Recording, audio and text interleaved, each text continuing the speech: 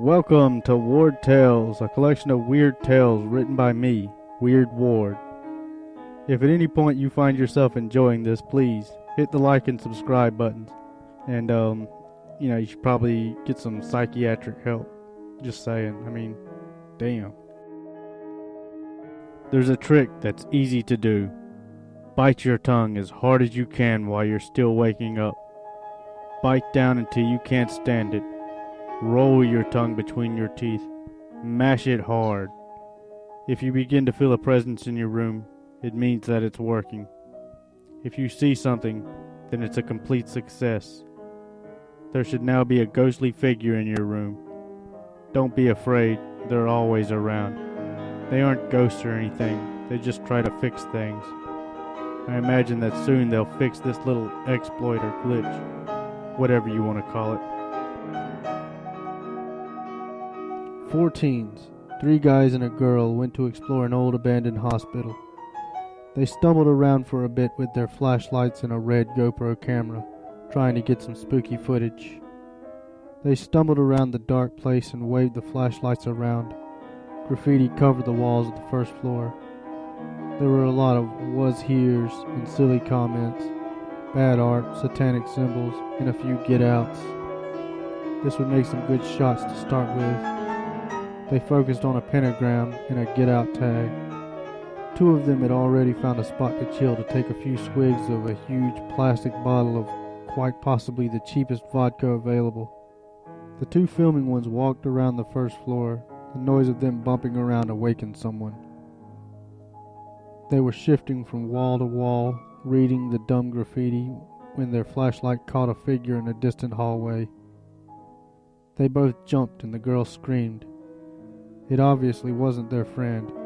It was a dirty, homeless guy.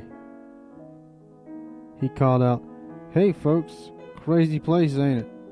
Are you looking for a tour?" He laughed a little and stepped forward to introduce himself.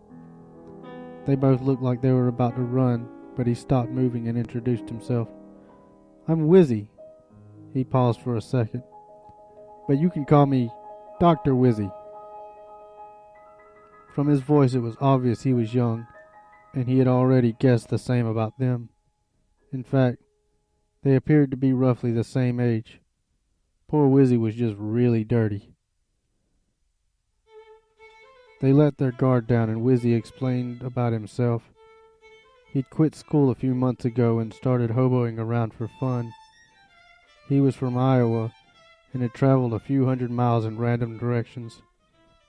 He found himself in town and decided to look for a place to sleep when the sun started setting. He spent about an hour trying to sleep and was awakened by the teens. Surely it was odd meeting someone like that, but when he offered to smoke a joint with them, they relaxed completely. They went to his spot and started to smoke when they heard some loud thuds coming from the floor above. Wizzy looked around and they informed him about their friends. They yelled up at them and didn't get any response. "There's no way they heard you," Wizzy said. They make their way to the stairs and Wizzy walks behind them. They get to the stairs and yell out, "Hey!" Still, nothing. They made their way upstairs and headed towards the room they heard the sound from. The floor was soft from layers of mold. Most of the tiles were loose and broken. The air was much thicker upstairs. The stench of mold was incredible and the walls were damp. There was less graffiti and it was more runny. It was much more creepy seeing a large red "Get Out" with the letters melting to the floor. They opened the door to the room and it was empty. The teens wandered around for their friends and Wizzy jokingly yelled, "Ollie Ollie oxen free." Before he left the room, he noticed something on the floor. He picked it up and it was a camera. It looked exactly the same as the ones the teens were carrying. A red GoPro. They all went into the hall and the teens started yelling for their friends again. Wizzy checked the GoPro while the other 2 walked ahead and noticed it only had one video, time-coded 3 weeks ago. He played it and saw that it was just people exploring the first floor. They focused on the graffiti, the pentagram, the get out, the was here's. He could hear garbled speaking, but he couldn't understand it. He put his head closer to the camera to hear the voices, but only heard a loud thud. It seemed like it came from upstairs. The person that was holding the camera ran upstairs to the same room Wizzy found the camera in, but it wasn't empty this time. There, on the floor, were two teenage guys. He heard a woman scream from the camera and caught a quick glimpse of a wild-eyed old man standing and leering at the person with the camera. He ran at them and the camera turned off. Wizzy was noticeably troubled by the video. He decided to show the teens and get out of there. But when he lifted his head, they were gone. The last time he looked up, they were right in front of him. How did they duck off so fast? Wizzy got a cold shiver. Maybe it was their camera. But how? It was dated 3 weeks ago. And what did this mean? He wanted to run out of the hospital, but he noticed another loud bang. It came from upstairs, and it followed with a scraping sound. Wizzy ran to the stairs to leave, but paused when he heard a scream come from upstairs. "Stay away from me!" He started running to the stairs again, and as soon as he made it to them, he heard a new voice come from upstairs. A deep, gruffy voice came from the third-floor stairway. "Where do you think you're going?" Wizzy's heart sank, and his skin became hot. He was afraid to go that way, but the only other way between floors was an out-of-order elevator. He could feel pressure mounting as he tried to think of what to do. Going out of a window on the second floor of this building would probably kill him. He couldn't waste any more time. The voice of the man was getting louder, more menacing. "You'll be joining your friends soon enough." Wizzy stumbled down those stairs without any attention to where his feet were going. It didn't matter because he could hear stomping on the stairs above. He just had to get out of there. His stumbling turned into sliding and eventually rolling as he rolled all the way down to the first floor. He didn't even consider retrieving his own stuff. He just ran to the front entrance and started to squeeze his way out of the plywood barricade. The guy was on the first floor now. He yelled, "Hey, you're not going nowhere." But Wizzy was already halfway outside of the opening. He struggled to get his hips out and was almost all the way out when he felt a tug on one of his legs. He was swinging his other leg fiercely in the hopes of forcing the guy to lose his grip and pulling his way out. Something caught his attention. Lights were being shined on him. He looked out into the parking lot and saw at least 6 lights on him. They were spotlights. It almost made him stop struggling, but the guy let go when he heard the announcement. It was the local police. They were everywhere throughout the parking lot, along with a few civilian vehicles. They demanded that Wizzy come to them with his hands up. After a few seconds, they demanded that he get on the ground, and some cops came and cuffed him. He explained to them what was going on, and they explained that they were a search party. Some teens had gone missing a few weeks before, and they thought that they might have been at the hospital. A person had noticed Wizzy duck into the house and called the police. A cop came and noticed a car behind the hospital. When it was determined to belong to the teens that had gone missing a few weeks ago, the search party was formed. They showed him pictures of the missing teens, and 2 of them were the boy and the girl that he met and chilled with. The other 2 were the ones on the recording. The wild-eyed man in the recording was obviously the one who chased Wizzy. He saw the guy when the police brought him out. Eventually, the search party found what they were looking for. At the bottom of the elevator shaft was 4 dead bodies. It was the teens, and they had been down there for a long time. It was all too much for Wizzy. How could they be long dead? How could they be rotten? This all happened in the hour or so that he was there. After they were done with Wizzy, he went back home, back to his family, back to being called James, but he would never be the same again. It wasn't just the fact that he was almost killed. For him, ghosts were a proven fact, and all he could do was think about his own mortality. Stray dogs sometimes bump around under the house. At least that's what I always thought it was, until I heard whispering. I'll try to do this story as it isn't mine. For the most part, it's my uncle's account. He was working late one day, selling phones at his mall kiosk when he noticed a person enter the mall doors from a great distance. There wasn't anything immediately odd about the man. Average build, black shirt, bright red jeans, and a Batman hat. My uncle says he didn't know why the guy caught his attention. It could have been the bright pants, but they weren't that abnormal. My uncle went back to work, focusing on catching the attention of people walking by. He managed to keep himself so distracted that he didn't notice the man again until he was at my uncle's kiosk. The man was browsing cases and asked, "Do you have the new Samsung from the commercial?" My uncle answered in the affirmative and showed him the display model they had. The man played with it and began asking questions about it. My uncle was answering and started feeling his own phone vibrating.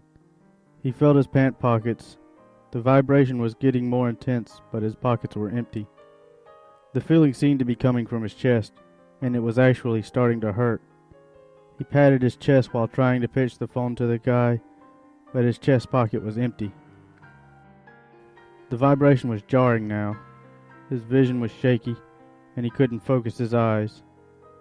The pain was incredible, and he thought he was having a heart attack. Was this what they feel like? He had always assumed it would feel like a tight pinch. This was like an electric shock delivered throughout his entire body. Somehow, my uncle was still standing, acting normal. The guy was talking about his old phone or something, and my uncle was responding to his questions. There was no way he was paying attention, but he could hear himself speak like he was normal, like everything was normal. The guy wasn't showing any sense of concern, even as my uncle's view shifted. The shaky blur nulled out everything in the distance, and all he could focus on was the man. His droning speech pattern got more monotonous and sounded like it was coming through a filter. My uncle describes it as though all the sounds from the guy and the surroundings were coming through a pipe. He thought he was about to pass out and hit the ground, but instead everything just fell apart and was replaced by darkness. He tried to blink until the picture came back, but what happened next changed his life forever. His vision came back, but he was no longer at work. It was morning time, and he was on the floor of his bedroom, being placed on a stretcher. He had undiagnosed sleep apnea and stopped breathing in his sleep. My aunt got suspicious when she didn't hear him snoring. When she noticed he wasn't breathing, she called 911. After that, my uncle never wanted to work at that kiosk again. I took over a few weeks ago, but I'm thinking about quitting now. Today I was busy distracting myself with Clash of Clans and I heard a shopper ask, "Do you have that new Samsung from the commercial?" I looked up to answer him, and the first thing I noticed was a Batman hat. Then I saw the black shirt, and he even had the bright red pants. I really want to know what this means. I wonder if he has something to do with this. Am I going to wake up in the hospital before I leave from work today? I have to cut my own hair. It really bothers people when the hairs on the floor start to move. It was 1997. I was 11 years old and lost in town. My brothers just rode off on their bikes, racing faster than I could run. I must have passed 5 or 6 houses before I decided to go up one and ask if I could use their phone to call my mom. The houses all looked similar, but I chose the best looking one and went up to the door.